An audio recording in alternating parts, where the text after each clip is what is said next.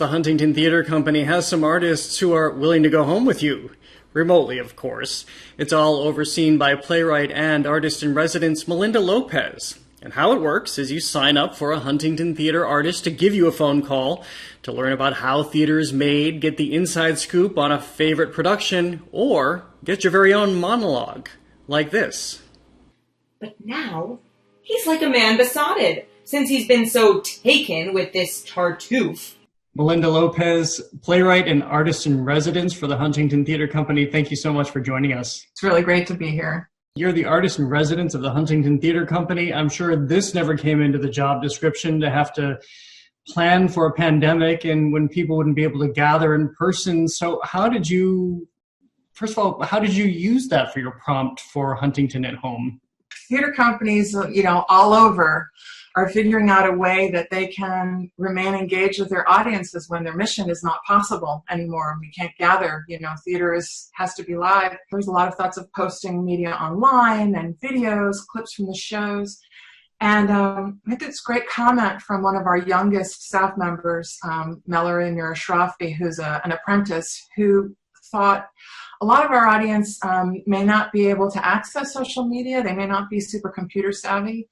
So one of the ideas we've come up with is calling people one-on-one. We have people from the artistic staff signed up, costume shop, lighting people who have a few favorite pieces, and we'll read your monologue. We decided to rock it old school. So give me a sense of how this works. Do you leave it completely up to the discretion of the artist who's calling, or you're taking requests, talking about it old school?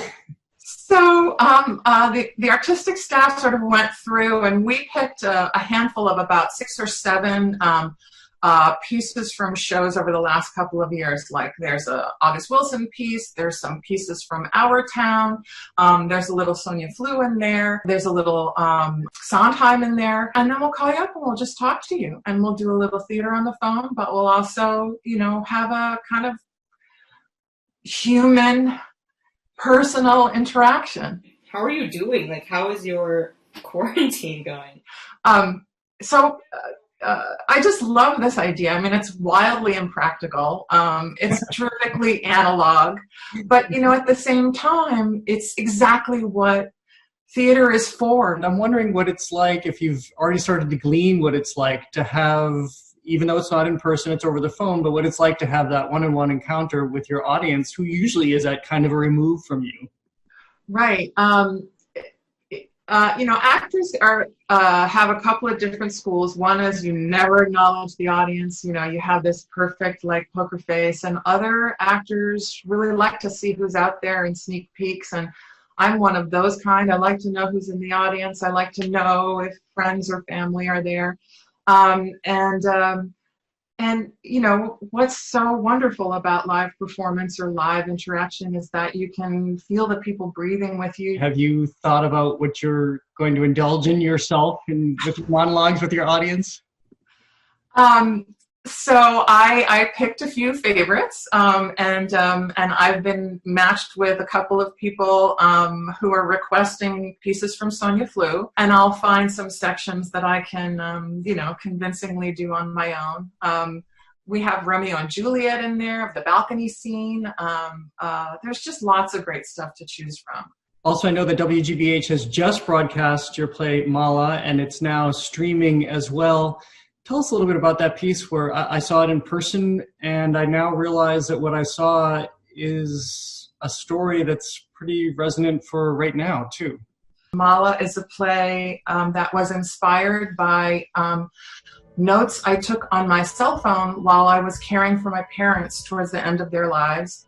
What I wrote on my iPhone note-taking app, February 23rd, afternoon.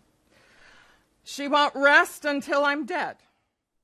Some of the notes are, frantic list making, frustration, periods of crazy, funny things that happened.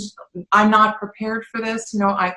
I wove these very short missives into a theatrical piece that sometimes very funny and sometimes very honest about what it's like to be, in my case, a daughter who is being called on to be everything to the people who love her most and who is completely unprepared. A lot of us have been called to do things for our parents that we haven't been taught how to do, and we have no training for.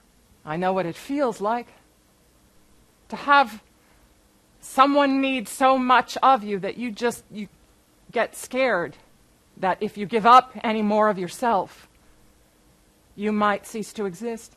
Have you considered that time now in this time? I mean, it's always interesting to go back and look at ourselves and how much can change in such a short period of time. Am I making sense here? Yeah. Yes, it's an interesting time to be looking at that period of my experience caring for elderly, frail people. It's something that we're very much aware of now, and the vulnerability of our seniors, and even how we ourselves are so vulnerable if we're even a little older. It's also part of our human condition that we're mortal, and I hope that this play can open up a door for us to have conversations with our loved ones, with our parents, with our children. The experience of what Mala goes through and the experience of what many of us go through, it's such a privilege to be able to do that. It's such a privilege to be able to bear witness to the lives of the people that we love the most. What are you just yearning to do in the arts as soon as we're able to be back out in the world together again? Well, I keep having this great fantasy of just kissing everyone I see, even on dog walks, just kissing people and giving them hugs, and I'm sure that we could get into a lot of trouble on the other side of this, but I do so miss that kind of physical connection. I also want to say the arts help us make sense of things that don't make sense, right? And then putting our stories in a form that we can share, it's an incredibly important human endeavor. And I would just say, you don't have to be an artist to do that. Writing letters to your future grandchildren about what you're experiencing now, and putting language or putting color or putting music to the things that you're living now, that's making art. Well, Melinda Lopez, it's always such a pleasure to speak with you. I'm so grateful to have this time with you. And thank you for making me laugh. That was much needed as well. You're such a treasure. So thank you, Jared. Thank you so much for making this connection possible. And I really look forward to seeing you. I'm going to give you a big kiss. A big one. It is okay.